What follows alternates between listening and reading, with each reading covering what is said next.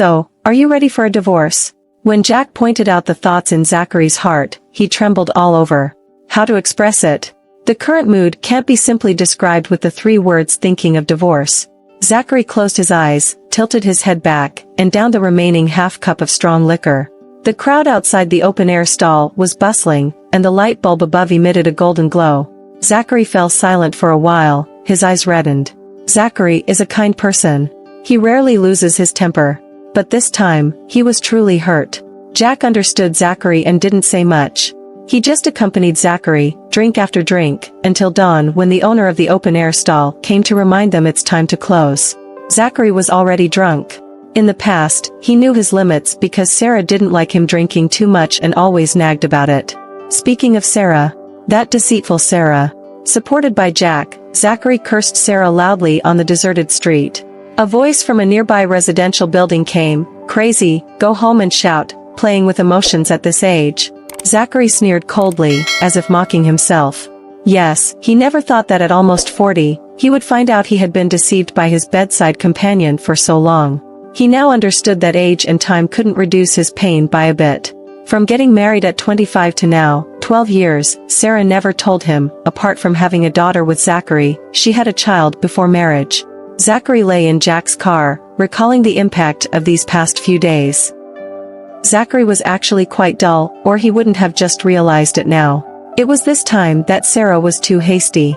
The night before last, she paced around the house, tightly holding her phone without relaxing for a moment. Even though it was already autumn, sweat still trickled down her forehead. Zachary asked her, "You're wandering around like this, making me anxious." Sarah looked at Zachary with a frown, showing a rare worried expression. After a moment, she went into the room to pack up her clothes, saying, "You know Lucia from where I used to work, right? Her daughter had a car accident, and I thought I should go check on her." Zachary said, "Go ahead, but why pack your clothes?" Sarah clicked her tongue and said, "Lucia is out of town, and I need to accompany her for a few days until she comes back. She has always taken care of me. You stay at home and take care of the kids. No need to send me off." Zachary didn't pay much attention to these things usually, but this time, his heartstrings tightened. Other people's business, why was Sarah so anxious? Sarah left, and Zachary followed right behind her. Sarah took a taxi, indicating a sense of urgency. Usually, Zachary didn't drive her, and she took the bus. Zachary drove at a distance. To his surprise, the place where Sarah got off wasn't a hospital at all, it was a residential complex. Sarah almost ran in. If not for her haste, she could have seen Zachary across the street with her sensitivity. It was an old residential building area. Sarah entered Building 7, and the dimly lit corridor was filled with a strong smell of urine. She didn't notice Zachary in the darkness behind her. Sarah went to the 3rd floor, skillfully unlocked the door with her keys, and Zachary listened on the 2nd floor hallway. Suddenly, Sarah screamed and started crying. Zachary rushed upstairs. The door was ajar, and when he pushed it open, he saw Sarah struggling to pull a girl lying on the ground. The girl's facial features were twisted in pain, curled up, and there was a medicine bottle nearby. Upon seeing Zachary, Sarah, without time for surprise, shouted, "Please, save her, quickly." Zachary was probably stunned for 2 seconds, then went up without saying a word and carried the girl. Downstairs, running, into the car, in the midst of his own panting, Zachary heard the girl muttering something in a faint voice. Sarah couldn't stop crying. When they arrived at the hospital, the girl was sent in for gastric lavage. Sarah slumped in a chair, and no matter what Zachary asked, she didn't answer. Zachary got angry, punched the wall, and Sarah lifted her eyes, saying in a hoarse voice, "She's my daughter." Zachary's heart ached. Until the girl was pushed out, it was already slightly dawn. After a night of turmoil, Zachary and Sarah hadn't closed their eyes. Sarah confessed everything. When she was 16, ignorant, she met the father of this child in vocational school. Although she didn't want to admit it, she couldn't find a more precise term. Because they were young, they tasted forbidden fruit. When she found out she was pregnant, the guy, as expected, wanted to leave without any surprise. The only conscience he showed was leaving behind a few $100, enough for her to have an abortion. And all the consequences were left to the inexperienced Sarah. Helpless, her parents took her to the hospital. Surprisingly, Sarah's uterus was still immature, and abortion was not recommended. In a confused state, Sarah gave birth to the child, a girl. Originally, they had agreed to send the child far away, but she couldn't bear to do it. In the end, she gave the child to a distant aunt. The aunt was getting old, single, and wanted a child. Sarah's life gradually returned to normal. She worked outside, met Zachary, and everything seemed fine. At the age of 25, she married Zachary, and she was still sending money to the child. Of course, all of this was not disclosed to the innocent Zachary. She didn't know how long she could keep it a secret, but it was better not to say as much as possible. Later, when the aunt passed away, the child could only stay at the school. Sarah felt even more distressed and brought her to the city, renting a small room for her to live in. For so many years, everything was peaceful. But when the child grew to 21, her special upbringing made her introverted. Coupled with graduating and not finding a job for a while, experiencing a breakup, and several blows, she began to feel desperate. She sent a text message to Sarah, saying she was unhappy. Sarah, anxious and sensing something was wrong, thankfully arrived in time. With tears in her eyes, she said to Zachary, "Thank you, and I'm sorry. You can scold or hit me if you want. It's my fault." Zachary also felt like crying. The Sarah in front of him was no longer just his wife, she was the mother of his daughter and a liar. If she had been honest when they got married, he might not be so agonized now. After 12 years, he couldn't face how much of what Sarah said in this marriage was true or false. How could one not feel a chill? With swollen eyes, Sarah said to Zachary, "I have to stay here, she can't be without me." The girl was out of danger and was sleeping peacefully at the moment. Zachary looked at her pale face, somewhat resembling Sarah. Without saying a word, he left the hospital. He had to go home. There was his daughter at home, and he didn't want Athena to wake up without any adults around. On the way back, Zachary felt restless. He stood at the doorstep, took a deep breath, and when he exhaled, a smile appeared on his face. Opening the door, Athena was already sitting in the living room, dressed and eating bread. Her obedient appearance made Zachary's eyes soar. Pouting, Athena half-jokingly said, "I woke up, and there's no one at home. Dad, did you go on a date with my mom? Where's my mom?" Zachary smiled, sat on the sofa with his back to Athena, trying not to let her notice his abnormality because Athena, this child, was sensitive. "I'm sorry, you slept early last night, and I didn't have time to tell you. Your mom's friend's daughter was admitted to the hospital, so we went to see her. Your mom might take a few more days to come back." "Oh." Athena replied, finished her breakfast, and went to school. Zachary breathed a sigh of relief, fearing Athena would ask too much, and he couldn't hold up. After a while, the suppressed emotions overwhelmed him again. He could barely bear it himself. How could Athena accept it? She was not yet 12 years old. What would this somewhat assertive girl do when she found out? Zachary dared not think about it. After sorting out his emotions, Zachary more or less accepted this reality. But things always resurfaced when you thought they were over, as if fate enjoyed stimulating you until it broke you. Zachary came to the hospital again. When he encountered Sarah's former boyfriend, the girl's father, in the ward, he felt that the psychological defense he had just built had collapsed again. Wasn't this man supposed to have left a long time ago? Sarah was there too. This time, there was no avoidance or hesitation. Sarah, as if having seen through the world overnight, said, "The child is still confused. She insists on seeing her dad. Zachary, I'll explain to you later." The man hurried in, looked at Zachary coldly, as if Zachary were the outsider. Zachary was truly at a loss, standing on the side. From his backpack, the man took out the girl's clothes, phone, and some miscellaneous items, saying to Sarah, "I rushed back overnight, went home, brought these over. Is there anything else missing? I'll go buy it." Home, he used the word home. For Zachary standing at the door, the three of them standing together did seem to form a closer relationship. Suddenly, he remembered the night when the girl clung to his back and vaguely called him dad. Sarah sorted things out and gestured for Zachary to come out. In the corridor, perhaps due to the lighting, Zachary felt that Sarah had aged a lot. Sarah bit her lip. Zachary patted her shoulder, comforting, and said, "Speak." Sarah said, "When the child's foster mother left, she was only 10.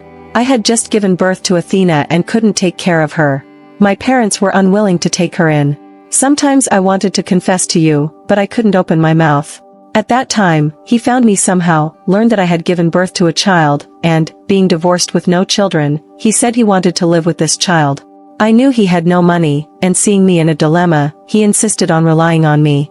I hated him, but thinking that having an adult was better, he was not bad to the child, and she accepted him. And it went on like this.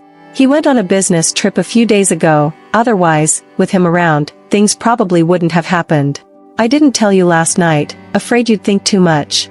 Zachary asked, do you often go there? Sarah lowered her eyelids and said, after all, he's a man, rough. So, occasionally, I go there to tidy up, wash the child's clothes. But there's really no communication between us. If it weren't for the child, I wouldn't bother with him.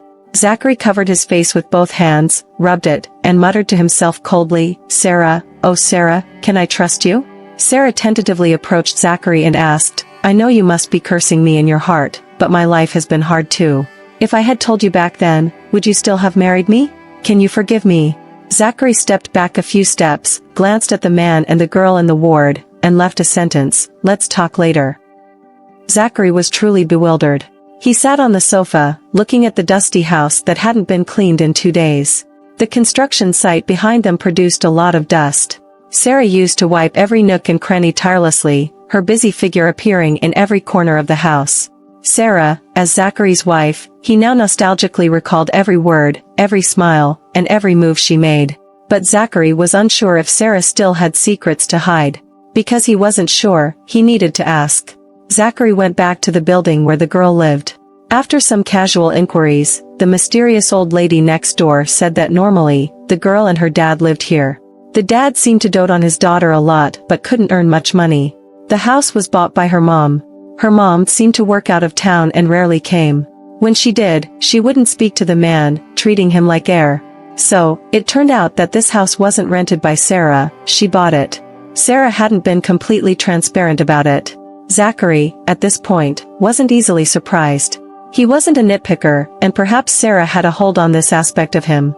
Over the years, he brought home the money he earned, and Sarah's money was not his concern. He trusted her so much, thinking she saved all the money. Now, looking back, the big chunk of money remained untouched, but her salary and some unnoticed small amounts were accumulated to buy a house for their elder daughter. The old house's location wasn't prime, and it was small, but she could afford it. Reflecting on last year, Zachary wanted to upgrade to a larger house, but Sarah refused. She said her money was for Athena, suggesting Zachary should earn for a couple more years to buy a house himself, no rush. Zachary found it ironic. Apparently, for all these years, Sarah had been using the money from this home to support that home. In just a few days, Zachary's once carefree life was shattered by Sarah. To be honest, when Sarah revealed that it was her daughter in that moment, Zachary's immediate thought was divorce. He was furious. However, upon reflection, he realized that Sarah was also a pitiful person. Many women, after giving birth, simply ignore the mistakes of their youth, trying to avoid them. But Sarah didn't. Juggling the care of him, Athena, and another girl, she must have lived these years with great caution. Zachary softened. He felt aggrieved, and Sarah had her difficulties. He wanted to forgive her and accept her. But that was at the beginning. He didn't expect that Sarah would buy a house for their eldest daughter, perhaps out of guilt. He reluctantly understood, but why let that man move in too? If that man had any responsibility, why didn't he buy a house and take care of his daughter himself? When she was young, it was understandable, acting as a parent. Now that the daughter is grown, he shouldn't be clinging on. In Zachary's opinion, Sarah would have been better off telling him from the beginning that they were raising 2 daughters. He just felt Sarah was foolish. After venting his frustrations, Jack drove Zachary home. He still hadn't figured out how to talk to Athena. Seeing the bathroom light on, Athena should be awake. Zachary leaned against the bathroom door and asked, Athena, are you up? It's Sunday today, why are you up so early? Athena replied softly. Just as Zachary turned around, Athena called him again, sounding a bit uneasy, Dad, where's my mom? Zachary's heart sank and he replied, Your mom hasn't come back yet. Is something wrong? Call my mom for me. Athena was getting anxious. The alcohol seemed to have sobered Zachary up in an instant. He knocked on the door and asked, What's the hurry? Don't bother. I want my mom. Athena said with a teary voice, and Zachary turned the doorknob a few times, but the door was locked from the inside. Did Athena already find out? Zachary was a bit panicked. Trembling, he called Sarah, comforting Athena at the same time, Whatever happened, don't do anything foolish. Open the door, let's talk. Athena retorted, Oh, just ask my mom to come back. I don't want to talk to you. When Sarah rushed back, Zachary was still waiting outside the bathroom door. Athena, Mom's back. While knocking on the door, Sarah shot a blaming look at Zachary, thinking he must have said something to Athena. Dad's not allowed in. Athena shouted, opening the door a little. Sarah squeezed in. Zachary couldn't see anything and paced outside. Sarah shouted, Zachary, go back to the room first. Zachary was a bit bewildered. After more than 10 minutes, Athena, with a hesitant expression, followed Sarah out. Sarah said, it's nothing, just that the girl has grown up. Zachary suddenly understood. So, Athena had her first period, and she was too embarrassed to tell him. She was scared in the morning and urgently called for her mom. When Sarah and Athena went downstairs to buy sanitary pads, Zachary finally saw that Sarah's coat and pants were covered in dust and asked, what happened? Sarah bent down to pat off the dust, saying, it came too suddenly, and I fell. The mother and daughter went out, leaving Zachary sitting alone in the study, feeling a bit emotional. As a man, he couldn't replace the presence of a mother for his daughter. Now and in the future. This was his dilemma. For himself, divorce could relieve the resentment in his heart, but for Athena, it only meant adding another broken family. Without her mom, would Athena go to extremes like her half-sister, born to the same mother but a different father? The yearning for family bonds, the difficulty of severing blood ties, is sometimes irrational. Sarah's concern for her eldest daughter, the eldest daughter's reacceptance of the father who reappeared after 10 years, Athena's dependence on Sarah, and Zachary's worry for Athena, all these intricately woven connections are rooted in the inseparability of flesh and blood. It is these connections that make it challenging for Sarah to completely free herself from that man. In fact, apart from his lack of capability, it seems that the man has not caused trouble, perhaps another reason Sarah can tolerate him. For Zachary, forgiveness for Sarah is elusive, but it doesn't mean he doesn't love her. Caught in the middle, there is a lot of helplessness. Before knowing the truth, Zachary never felt she was irresponsible. Her genuine love for herself and the family was tangible and couldn't be feigned. Now, she is still not neglectful. He can see it. Sarah's past was set long ago, and his knowledge won't change who she is. In practical terms, as long as he sets aside his pride and talks openly, there isn't much that he cannot accept. Although he cannot guarantee how long this love will last, divorcing now would be a momentary satisfaction. He wants to take responsibility, for Athena and for himself. The prerequisite for all of this is that Sarah needs to establish clearer boundaries, not hurting him and Athena emotionally. Only then is he willing to face the future together. Zachary seems to have figured out some things. The day is already bright, and he looks at the family photo on the desk that was knocked down, sighs lightly, and picks it up.